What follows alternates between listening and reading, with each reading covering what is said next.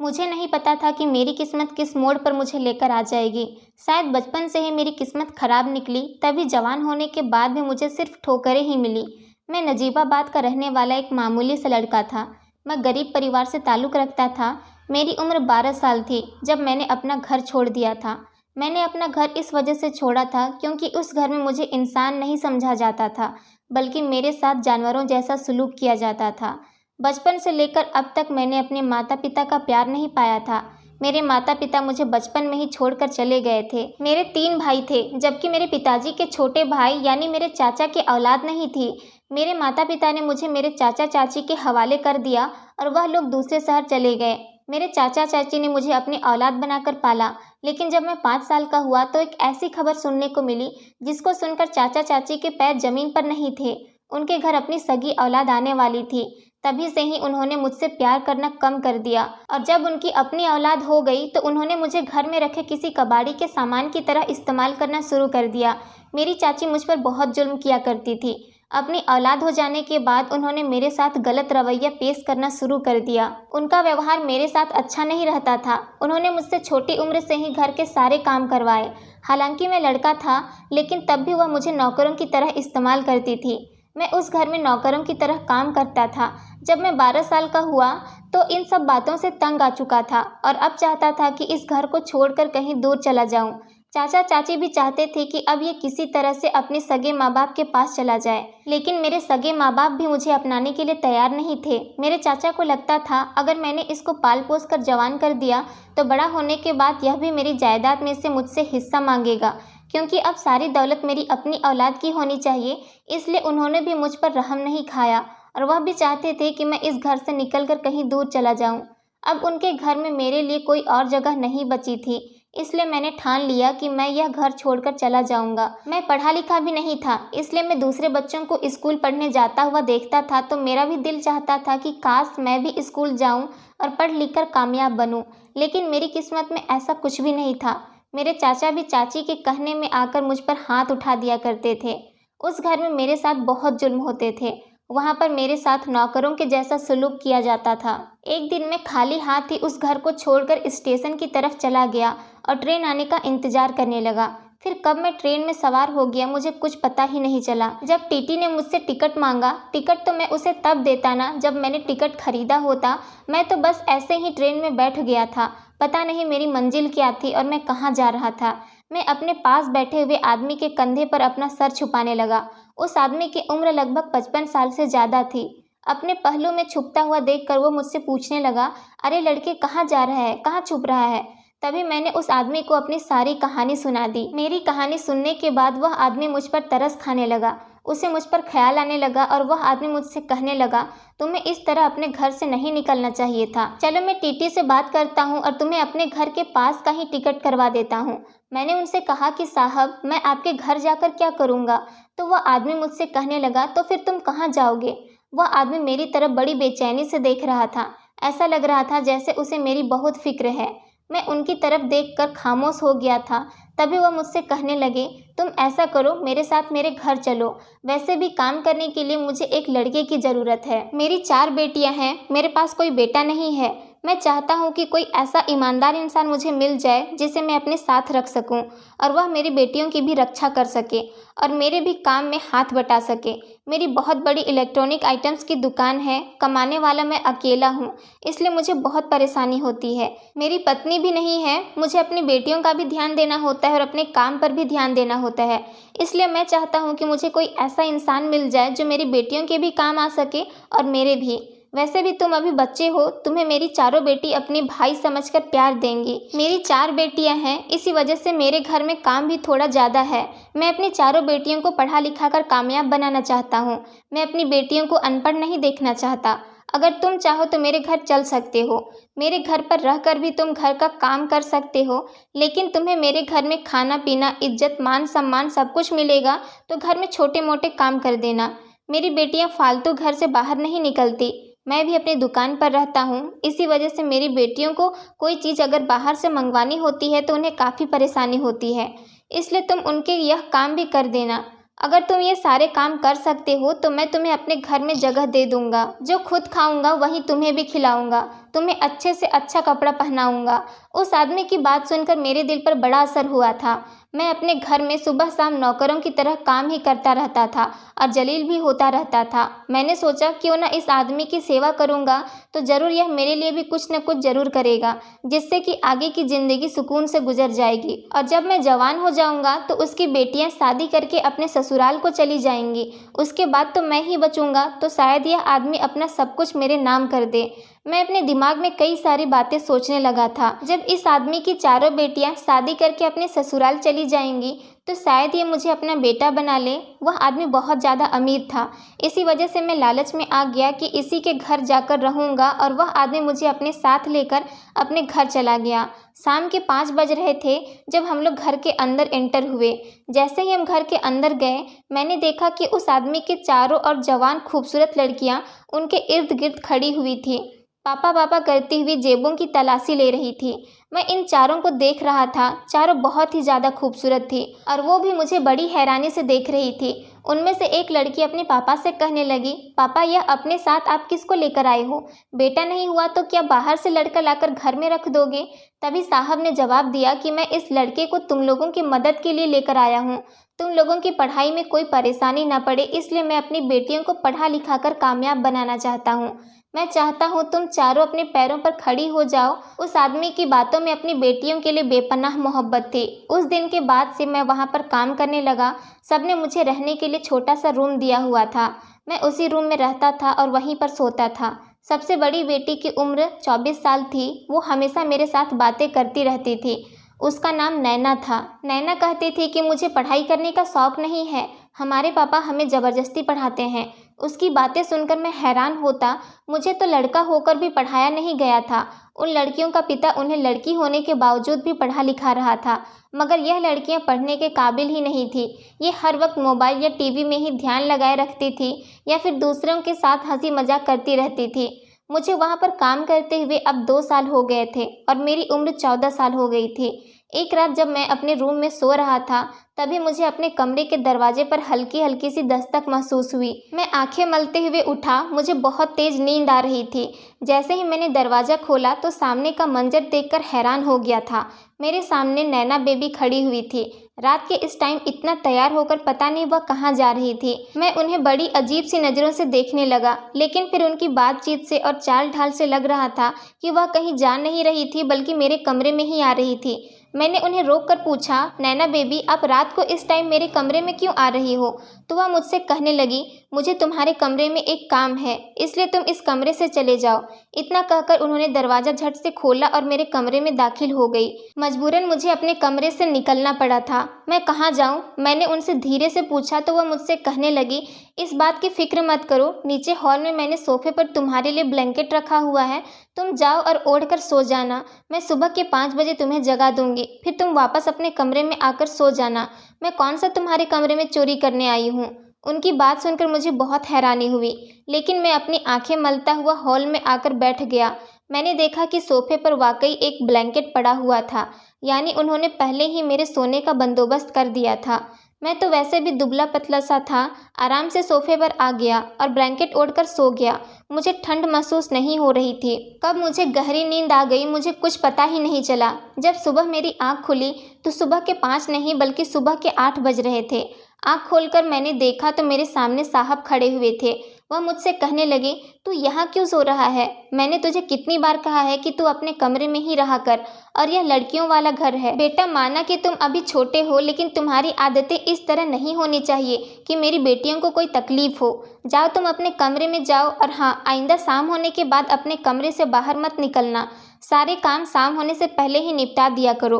साहब की बात सुनकर मैं घबरा गया था। नैना बेबी वाली बात मेरे दिमाग से निकल गई थी। मैं खुद को शर्मिंदा महसूस करते हुए अपने कमरे में आ गया। सुबह का काम शुरू होने में अभी 2 घंटे बाकी थे, मगर जैसे ही मैं कमरे में आया मैंने देखा कि मेरे कमरे में एक अजीब ही हालत था। मेरे कमरे में खाने पीने की चीज़ों की खाली रैपर पड़ी हुई थी। लगता था मेरे कमरे में कोई पार्टी की गई है। मगर फिर मेरी नज़र नीचे कांच की चूड़ियों पर पड़ी तो मैं हैरान हो गया था। नैना बेबी यहाँ खाने पीने आई थी या फिर कुछ और? इतनी ज़्यादा सजावट मेरे कमरे में करने की क्या ज़रूरत थी? मैं हैरान होकर इधर उधर देख ही रहा था कि मुझे दूसरे कमरे से एक लड़की के चीखने चिल्लाने की आवाज़ आने लगी। आवाज़ सुनकर जैसे ही मैं कमरे से बाहर गया, मैंने देखा कि आवाज़ नैना बेबी के कमरे से आ रही थी। नैना बेबी के दर्द से चिल्लाने की आवाज़ सुनकर जैसे ही मैं उनके कमरे में गया तो चिल्लाने की आवाज़ बंद हो गई। साहब जो पहले अपनी बेटी पर चिल्ला रहे थे और उनकी बेटी उन पर चिल्ला रही थी, वो दोनों ही एकदम खामोश हो गए और साहब मुझसे कहने लगे, तुम यहाँ क्यों आए हो? मैंने तुम्हें यहाँ बुलाया तो नहीं, तो फिर तुम यहाँ क्या करने आए हो? साहब कुछ गुस्से में लग रहे थे और मुझे खूंखार नज़रों से देख रहे थे। मजबूरन मैं कमरे से बाहर आ गया। बाहर आते ही दोबारा से चीखना चिल्लाना शुरू हो गया।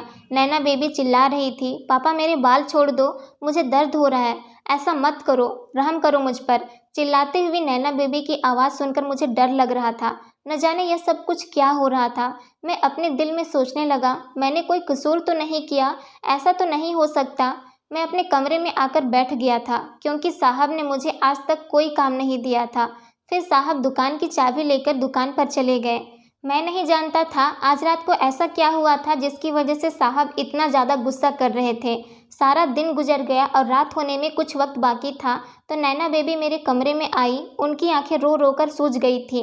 वह मुझसे कहने लगी, सुनो अंकित, मुझे तुमसे कुछ बात करनी है। मैं उठकर खड़ा हो गया और उनसे पूछा कि क्या हुआ, बताइए। मेरी बात सुनकर वो बैठ गई थी और मेरे सामने रोने लगी। उन्होंने रोते हुए मुझे बताया कि तुम्हें क्या बताऊं अंकित, मेरे पिता हमें इंसान नहीं बल्कि जानवर समझते हैं। उनका कहना है कि पढ़ाई लिखाई करो और अपना नाम बनाओ। वह पहले से ही बहुत बड़े लालची इंसान हैं। वह अपनी बेटियों की कमाई खाना चाहते हैं। वह चाहते हैं कि मैं नौकरी करूं और अपनी कमाई लाकर अपने पिता के हाथ पर रख दूं। लेकिन अब जबकि मेरी उम्र काफ़ी हो गई है, इसलिए मैं शादी करना चाहती हूं।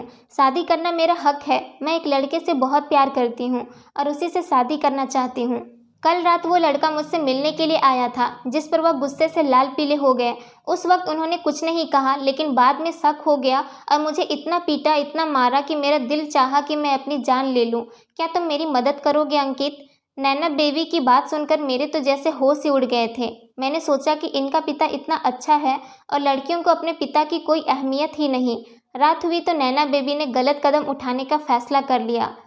अगले दिन रात को वह मुझसे कहने लगी कि बस तुम ऐसा करना, चोर चोर शोर मचाना, जिस टाइम मैं पार करूंगी तो तुम गमला उठाकर सामने मारना और कहना कि तुमने चोर को देखा था। बात की बाद में देखी जाएगी। नैना बेबी ने मुझसे यह वादा इसलिए लिया था कि अगर मैंने उनका साथ नहीं दिया तो वह अपने पिता से कहकर मुझे ही पिटवा देंगी। और वैसे भी मुझे कोई बड़ा काम तो नहीं करना था, बस मुझे गमला ही तो उठाकर मारना था। मैंने यही किया, मगर बदकिस्मती से और मनहूस लम्हे में जब मैंने गमला उठाकर सामने दीवार पर मारा तो सामने से साहब आ रहे थे। मुझे नहीं पता था कि नैना बेबी अपने ही पिता की दुश्मन बनी पड़ी थी। पहले जैसे ही वह गमला मारा तो साहब के सर पर लग गया और साहब जमीन पर गिर गए। वह बुरी तरह से तड़पने लगे और मुझे पछतावा हुआ कि यह मैंने क्या कर दिया। नैना बेबी उधर मौके पर ही पकड़ी गई। पिता को तड़पता हुआ देखकर भी वह अपनी जगह से नहीं हिली। बस फिर क्या था, साहब की जान चली गई और बाद में पुलिस भी तहकीकात के लिए आ गई थी। पुलिस के सामने सारा राज खुल गया था, मगर फिर हालात की वजह से मुझे भी जेल जाना पड़ा। साहब की बाकी 3 बेटियों को यही लगा कि इसका सब जिम्मेवार मैं ही हूँ। उन्होंने मुझे पुलिस के हवाले कर दिया और मैंने जेल में सज़ा काटी। लेकिन मेरे साथ साथ नैना बेबी को भी जेल हो गई, क्योंकि वह भी वहाँ पर मौके पर ही मौजूद खड़ी हुई थी और उन्होंने अपने पिता को बचाने की कोई कोशिश नहीं की। मजबूरन मैंने जेल की सज़ा काटी, जिसमें मेरा कोई जुर्म नहीं था। मैं तो साहब के घर पर नौकरी करता था। मेरी मकसद साहब की बेटियों को बहकाना नहीं था और ना ही साहब की जान लेना था। लेकिन जब इंसान पर इल्ज़ाम लग जाता है तो फिर कोई उसकी बात पर यकीन नहीं करता। उसके बाद जब मैं जेल में गया तो वहाँ पर मुझे नैना बेबी के साथ उन्हीं के सेल में रखा गया था। जेल में इंटरव्यू करने के लिए एक लड़का आया। वह लड़का वहाँ की पुलिस ऑफिसर का जानने वाला था, इसलिए नए नए केस की तलाश में रहता था। हर दिन वो पुलिस ऑफिसर से यही कहता था, इस लड़के को लड़की के साथ एक ही सेल में क्यों रखा गया है। न जाने वह लड़का मुझे देख देख कर इतना हैरान क्यों होता था। उस रिपोर्टर का नाम आकाश था। आखिर वह यही सोचता था कि यह लड़का औरतों के सेल में क्या कर रहा है। जेल में ज़्यादातर औरतों और मर्दों को अलग अलग रखा जाता था, मगर यहाँ पर तो कुछ अजीब ही नज़ारा था। एक 14 साल का लड़का 26 साल की जवान खूबसूरत लड़की के साथ एक ही सेल में बंद किया गया था। यह बात वाकई हैरान करने वाली थी, जिसे देखकर वो रिपोर्टर बहुत ज़्यादा हैरान होता था। एक दिन उसने जेलर से पूछा, आखिर यह क्या मामला है? औरतों के जेल में इस लड़के को क्या काम है और इसके साथ जवान लड़की को क्यों बिठाया गया है, जबकि इस लड़के की उम्र तो 14 साल है। इस लड़के को तो मर्द की जेल में होना चाहिए या फिर बच्चों की जेल में। उस रिपोर्टर की बात सुनकर जेलर ने कहा कि इनको ऐसी ही सज़ा होनी थी, इसी वजह से इस लड़के को लड़की के साथ बंद कर दिया गया।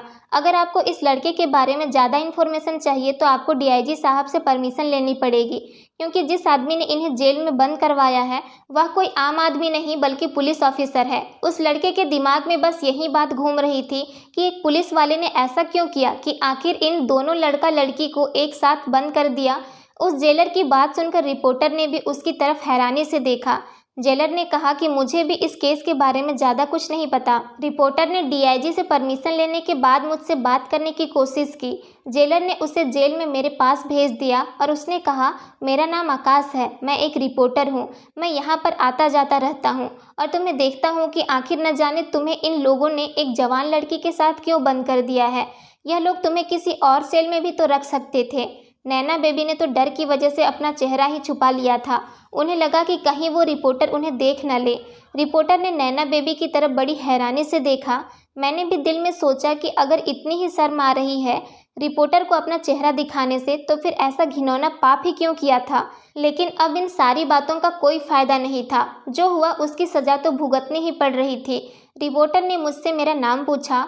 मैंने रिपोर्टर से कहा, तुम क्या करोगे मेरा नाम जानकर? क्या मेरी सज़ा कम करवा सकते हो? तभी उस रिपोर्टर ने मुझे जवाब दिया कि मैं तुम्हारी सज़ा कम करवाने नहीं आया, मैं तुम्हारा इंटरव्यू लेना चाहता हूँ, मैं तुम्हारी लाइफ के बारे में जानना चाहता हूँ। मैंने रिपोर्टर से कहा, ठीक है, तो फिर मैं भी तुम्हें अपना इंटरव्यू नहीं दूंगा। मुझे गुस्सा आने लगा था। नैना बेबी तो अपना चेहरा छुपाए हुए घूमकर बैठ गई थी। उस रिपोर्टर से कोई बात नहीं कर रही थी। उस रिपोर्टर को हमारे केस में और भी ज़्यादा इंटरेस्ट आने लगा था। उसने कहा कि मैंने ठान लिया है कि अगर मुझे इंटरव्यू करना है तो तुम दोनों का ही करना है, वरना मुझे कोई और केस छोड़ना पड़ेगा। इससे ज़्यादा इंटरेस्ट का केस मैंने आज तक नहीं देखा। यह कहकर वो रिपोर्टर हमारे सेल से चला गया और उसने जेलर से हमारी फाइल देखने की कोशिश की। जेलर ने पहले तो मनमानी की, लेकिन फिर उस रिपोर्टर ने उन्हें कुछ पैसों का लालच दिया। न जाने यह रिपोर्टर हमारे हाथ धोकर क्यों पीछे पड़ गया था।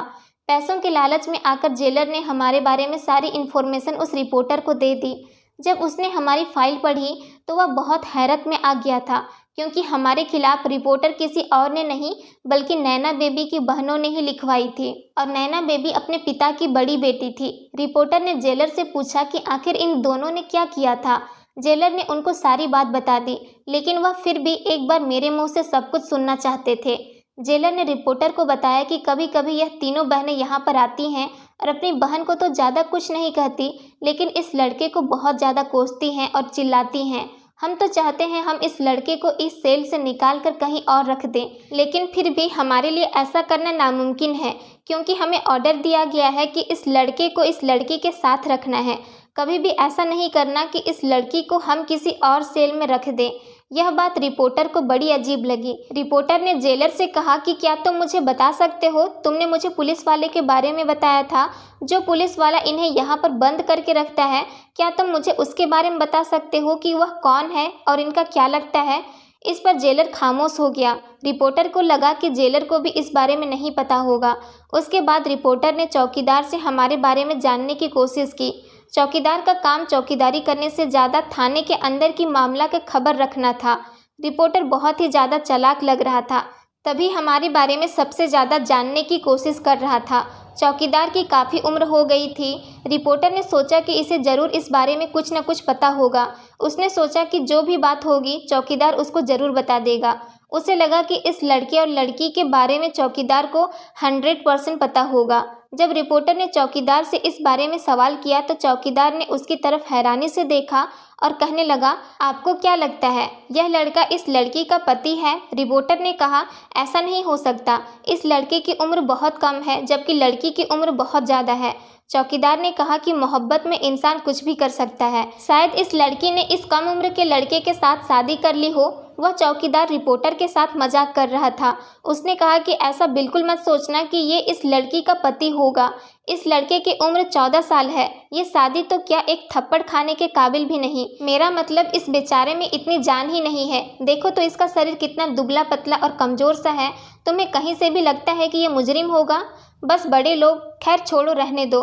चौकीदार ने रिपोर्टर को ज़्यादा बात नहीं बताई। उसने रिपोर्टर से कहा कि मैं तुम्हें इसके बारे में ज़्यादा तो नहीं बताऊंगा, लेकिन इतना बता सकता हूं कि इन दोनों को इस जेल में लाने वाला कोई और नहीं बल्कि इनका ही कोई अपना रिश्तेदार है जो कि पुलिस वाला है, और उस पुलिस वाले की बात को यहाँ कोई नहीं टाल सकता।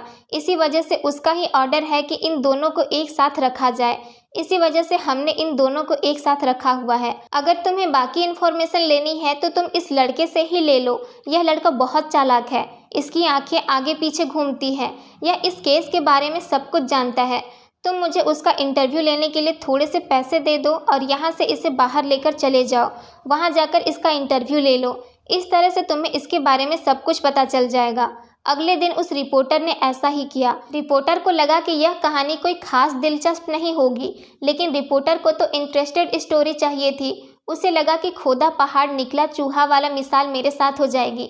इसलिए उसने सोचा कि मेरे पास इसके अलावा कोई दूसरा रास्ता भी नहीं, क्योंकि बाकी लोग या तो बात करने को तैयार नहीं थे और जो बात करते भी थे तो उनकी कहानी खास इंटरेस्टेड नहीं होती थी।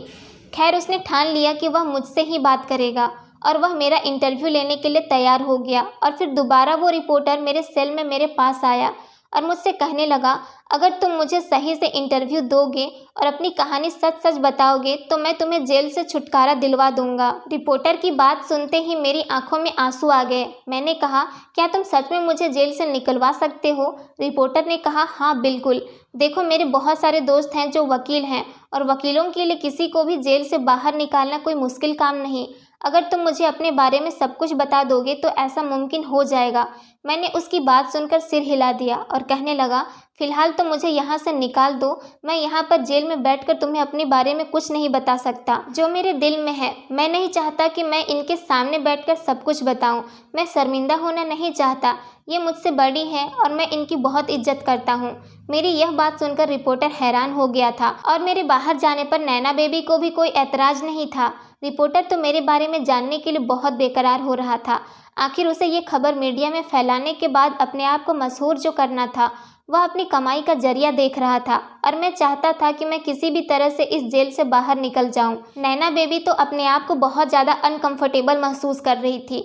यह बात रिपोर्टर भी देख रहा था और उसे ऐसा लग रहा था जैसे एक लड़के की मौजूदगी में कुछ ज़्यादा ही अनकंफर्टेबल महसूस कर रही है, जबकि मेरी और उनकी उम्र में काफ़ी अंतर था। खैर रिपोर्टर ने चौकीदार को कुछ पैसे दिए और जैसे तैसे मुझे जेल से बाहर निकलवा कर लेकर आ गया। रिपोर्टर ने चौकीदार से कहा कि वह मुझे 24 घंटे के लिए बाहर लेकर जा रहा है। 24 घंटे के बाद वह खुद वहां मुझे जेल में छोड़कर जाएगा। जमानत के तौर पर रिपोर्टर ने अपने सारे आईडी कार्ड चौकीदार के हवाले कर दिए थे। आखिर रिपोर्टर को मुझे ले जाने की परमिशन मिल गई थी। इसी तरह से चौकीदार की भी जेब भर गई और रिपोर्टर का भी काम हो गया था। बाहर आने के बाद माहौल खुशगवार हो गया था। ऐसा लग रहा था जैसे बाहर की हवा मुझे छूकर गुजर रही है। मैं बहुत ज़्यादा खुश था। आखिर मैंने पूरे 8 महीने बाद बाहर का माहौल देखा था। बहुत दिनों के बाद ठंडी हवा खाने को मिली थी। मैंने रिपोर्टर से कहा, तुम मेरे लिए कोई फरिश्ता बनकर आए हो। रिपोर्टर ने मुझसे पूछा कि तुम्हारी उम्र कितनी है। मैंने कहा 15 साल का होने वाला हूँ, लेकिन जब मैं यहाँ पर नौकरी करने के लिए आया था तो मैं 12 साल का था। रिपोर्टर ने कहा, अच्छा तुम बहुत कम उम्र के लगते हो। मैंने रिपोर्टर से कहा कि हाँ, मैं इसलिए और भी ज़्यादा कम उम्र का लगता हूँ क्योंकि मुझे यहाँ पर कुछ खाने पीने को नहीं मिलता। अगर मैं अपनी सेहत का ख्याल रखता तो काफ़ी हेल्दी होता, लेकिन बचपन से लेकर आज तक मुझे कभी भी और कहीं भी सुकून नहीं मिल पाया। न जाने मेरी किस्मत मुझे कहाँ ले जाकर रुकेगी। मेरे नसीब में तो सिर्फ जुल्म ही जुल्म लिखे हुए हैं। यह बात सुनकर रिपोर्टर खामोश हो गया और कुछ देर के बाद कहने लगा, अच्छा तुम मुझे अपने बारे में बताओ। तुम मुझे कहाँ जाकर यह कहानी बताना पसंद करोगे? मैंने रिपोर्टर से कहा, तुम मेरे साथ आओ, मैं तुम्हें बताता हूँ कि मैं कहाँ जाऊँगा। यहाँ तो मेरी जुबान नहीं खुलेगी। इतना कहकर मैं उसे एक वीरान रास्ते की तरफ ले गया। फिर मैंने ज़मीन में मिट्टी को खोदना शुरू कर दिया।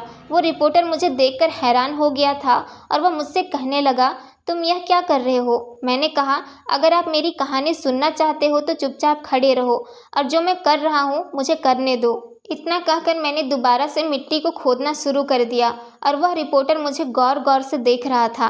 काफ़ी टाइम तक मिट्टी खोदने के बाद मुझे उस मिट्टी के अंदर हाथ डालने पर एक चाबी मिली जिसकी आवाज़ छन छन निकल रही थी। रिपोर्टर ने बड़ी हैरानी से मेरी तरफ देखा तो मेरे हाथ में चाबी का गुच्छा लहरा रहा था। तभी रिपोर्टर ने मुझसे सवाल किया, आखिर यह क्या है? मैंने कहा, यह चाबी का गुच्छा है और यह मेरे साहब के घर की चाबियां हैं। मैंने अपने साहब के साथ कभी बेवफाई नहीं की। मैं तुम्हें अपने साथ अपने मालिक के घर लेकर चलता हूँ। वहीं बैठकर हम आपस में बात करेंगे। वहाँ पर मैं तुम्हें चाय बनाकर पिलाऊंगा और साथ साथ कहानी भी सुना दूंगा। तुम्हें तो पता है कि मेरी कहानी काफ़ी लंबी है। हो सकता है कि कहानी सुनते सुनते तुम्हें बहुत कुछ लिखना भी पड़ जाए। रिपोर्टर ने मुझ पर भरोसा किया और मेरे साथ साहब के घर तक चलने लगा। उसने मुझसे कहा, तुम्हारी बातों से ऐसा नहीं लगता कि तुम बच्चे हो, ऐसा लगता है जैसे तुम कोई 40 साल के समझदार इंसान हो। मैंने रिपोर्टर से कहा, रिपोर्टर साहब, मेरी परेशानी ने मुझे बच्चा नहीं बल्कि 40 साल का समझदार इंसान बना दिया है। यह बात आप बिल्कुल ठीक कह रहे हो, लेकिन मेरी ज़िंदगी में हमेशा मुझे बड़ों वाले काम करने पर मजबूर कर दिया। मैंने कभी भी बच्चों वाला सुख नहीं पाए। मैं भी चाहता था कि मैं अपनी ज़िंदगी में खेल कूद करूं, लेकिन न जाने क्यों मेरे हालातों ने मेरा साथ ही नहीं दिया। रिपोर्टर ने फिर मुझसे कहा, तुमने अपने साहब के घर की चाबियां यहाँ क्यों छुपाई थी? पहले तो मैंने ठंडी सांस भरी और फिर कहने लगा, नैना बेबी ने मुझसे कहा था कि यह चाबियां यहीं पर दबा देना। अगर कभी हम जेल से निकले तो अपने घर आने के लिए हमें किसी से चाबियां मांगनी नहीं पड़ेगी, हम यहीं से चाबियां निकाल लेंगे। रिपोर्टर को इस बात पर बहुत हैरत हुई तो रिपोर्टर ने मुझसे कहा कि जेल जाने से पहले लोग ऐसी बातें तो नहीं सोचते, मगर हैरत की बात तो यह थी कि तुम दोनों जेल में बहुत आराम से रह रहे थे। तुम दोनों को वहाँ से निकलने की कोई चाहत नहीं थी। मैंने रिपोर्टर के इस बात पर कोई जवाब नहीं दिया और हम साहब के घर तक पहुँच चुके थे। मैंने चाबी के गुच्छे से एक चाबी निकाली और घर का दरवाज़ा खोला। घर के अंदर अजीब सी बदबू और खुशबू जैसी मिली जुली आ रही थी। देखा कि घर काफ़ी ठंडा हो रहा था। घर काफ़ी दिनों से बंद पड़ा हुआ था, इसी वजह से गंदगी और सीलन भी बहुत आ गई थी। मैं और रिपोर्टर धीरे धीरे घर के अंदर चले गए। मैंने रिपोर्टर को बताया, यह कमरा नैना बेबी का था। रिपोर्टर ने कहा, कौन नैना बेबी? मैंने कहा, वही नैना बेबी जो जेल में मेरे साथ थी और जो इन सब बहनों की सबसे बड़ी बहन थी और जिसकी वजह से आज मैं जेल में सज़ा काट रहा हूँ। वो रात मुझे आज भी याद है जिसके बारे में सोचते हुए मेरा शरीर कांपने लगता है। मैंने रिपोर्टर से कहा, बैठ जाओ। हम दोनों सोफे पर आराम से आमने सामने बैठ गए और मैंने रिपोर्टर को अपनी कहानी बताना शुरू कर दी। मैंने बचपन से लेकर अब तक की सारी कहानी रिपोर्टर को बता दी। किस तरह से मैं अपने घर से यहाँ पर आया और किस तरह से साहब मुझे यहाँ लेकर आए थे और किस शर्त पर साहब ने मुझे इस घर में रखा हुआ था। सारी कहानी सुनाने के बाद रिपोर्टर ने मुझसे कहा, मैंने सोचा था तुम्हारी कहानी इतनी इंटरेस्टेड नहीं होगी। तुम्हारी कहानी तो काफ़ी इंटरेस्टिंग है। तुम पागल हो, तुम अपने हक के लिए लड़ाई नहीं लड़ सकते थे? उस जवान लड़की ने तुम जैसे मासूम लड़के को झूठा साबित करके तुम्हारे साथ जेल चली गई। तुम्हें कुछ तो ऐसा सबूत दिखाना चाहिए था जिसकी वजह से तुम जेल से बाहर आ सकते थे। तुम्हारी पूरी ज़िंदगी पड़ी हुई है, तुम्हें अपना फ्यूचर भी बनाना है। क्या तुम अपना सारा फ्यूचर जेल में बनाना चाहते हो? और उन तीनों लड़कियों का क्या जिन्होंने तुम्हारे खिलाफ रिपोर्ट दर्ज कराई थी? मैंने रिपोर्टर को बताया कि वह तीनों बहनें नैना बेबी के साथ मिली हुई थी और उनकी भी यही प्लानिंग थी कि वह अपनी बहन के साथ मिलकर अपने पिता को मारना चाहती थी। लेकिन मौके पर जब पुलिस को देखकर वो डर गई और उन्हें ऐसा लगा कि पुलिस जब नैना बेबी को गिरफ्तार कर सकती है तो उनको भी कर सकती है। इसलिए उन्होंने खुद ही पुलिस को यह बता दिया कि इस लड़के के साथ साथ हमारी बहन नैना भी मिली हुई थी। इसी तरह से उन्होंने मुझे गिरफ्तार करने के लिए पुलिस को बुलवाया था, लेकिन आखिर मौके पर उन्होंने अपनी बहन को भी गिरफ्तार करवा दिया और अब वह तीनों यहाँ से फरार हो चुकी हैं। न जाने अब वह कहाँ पर रह रही हैं। लेकिन मैंने साहब को जानबूझकर नहीं मारा था। मुझे तो नैना बेबी ने गमला मारने के लिए कहा था। इन चारों बहनों ने मुझे अपने जाल में फंसाकर मुझे जेल करवा दी। मैं कुछ नहीं कर सकता क्योंकि मेरा साथ देने वाला कोई नहीं है और जिस पुलिस वाले ने हमें एक साथ रखा हुआ है वह पुलिस वाला साहब का भतीजा था जिसको साहब की मौत पर बहुत दुख हुआ था। इसलिए उसने नैना बेबी को और मुझे एक ही सेल में रखा हुआ था। मैं साहब को अपना पिता मानता था। वह मुझे यहाँ पर सहारा देने के लिए लेकर आए थे, लेकिन मुझे नहीं पता था कि यहाँ आने के बाद मेरे साथ ऐसा सब कुछ हो सकता है। साहब को हमेशा अपनी बेटियों की पढ़ाई लिखाई की चिंता रहती थी। वह चाहते थे कि अगर कभी भी इस दुनिया में ना रहें तो उनकी बेटियों को किसी तरह की परेशानी का सामना करना ना पड़े। लेकिन वह 4 बेटियां तो अपने पिता को गलत समझती थी। उन्हें ऐसा लगता था कि उनके पिता उन्हें पढ़ा लिखा कर उनकी कमाई खाना चाहते हैं। लेकिन साहब एक बहुत अच्छे और ईमानदार इंसान थे। वह हमेशा अपनी बेटियों के भले के बारे में ही सोचा करते थे। अगर मुझे उस दिन इस बात का पता होता कि चारों मिलकर अपने पिता को मारना चाहती हैं तो मैं कभी भी उनका साथ नहीं देता और साहब को इस बारे में सब कुछ बता देता। रिपोर्टर ने मेरी कहानी नोट कर ली और मेरी सारी कहानी सुनने के बाद वह मुझे पूरे 24 घंटे के बाद पुलिस स्टेशन ले गया। उसके बाद मुझे नैना बेबी के साथ उसी सेल में बंद कर दिया गया। अगले ही दिन बहुत सारे न्यूज़ रिपोर्टर पुलिस स्टेशन के अंदर मौजूद थे और बहुत सारे वकील भी थे जो मेरी जमानत करना चाहते थे। वह चाहते थे कि मैं जेल से रिहा हो जाऊं। रिपोर्टर आकाश ने मेरा बहुत साथ दिया और मुझे जैसे तैसे पुलिस स्टेशन से निकलवा दिया। लेकिन नैना बेबी को तो अभी भी अपने किए की सज़ा काटनी ही थी, इसलिए वह आज तक जेल में सड़ रही हैं। जेल से बाहर निकलने के बाद रिपोर्टर ने मुझे बताया कि उसने मेरी कहानी को एक मैगजीन में छपवा दिया है जो काफ़ी पॉपुलर हो गई है। इस तरह से रिपोर्टर भी काफ़ी मशहूर हो गया था। रिपोर्टर ने मुझसे वादा किया कि वह मुझे पढ़ाएगा, लिखाएगा और मुझे कामयाब इंसान बनाएगा। मैंने रिपोर्टर के आगे हाथ जोड़ दिया और कहा कि आज तक मेरा किसी ने साथ नहीं दिया, लेकिन मैं आज आपका एहसानमंद हूँ। आपने मेरे बड़े भाई की तरह मेरा साथ दिया। शायद मेरा इस दुनिया में अपना कोई नहीं था जो मेरे साथ इतना बड़ा एहसान कर सकता था। लेकिन रिपोर्टर मेरा कुछ नहीं लगता था, तब भी उसने शायद अपने फ़ायदे के लिए ही सही मुझे उस जेल से निकलवा भी दिया और मुझे और मेरी कहानी को मशहूर कर दिया। अब मेरी उम्र 27 साल है, मेरी शादी हो चुकी है और मैं एक ईमानदार इंसान हूँ। मैं काफ़ी पढ़ लिख चुका हूँ और मैं भी आज एक रिपोर्टर हूँ और मैं अपने परिवार के साथ बहुत खुश हूँ। दोस्तों, उम्मीद करती हूँ आपको हमारी कहानी पसंद आई होगी। कहानी पसंद आई है तो वीडियो को लाइक करें, चैनल पर नए हैं तो चैनल को सब्सक्राइब करें और हाँ, नोटिफिकेशन बेल को ज़रूर दबाएं ताकि अगली अपडेट सबसे पहले आपको मिले। धन्यवाद दोस्तों।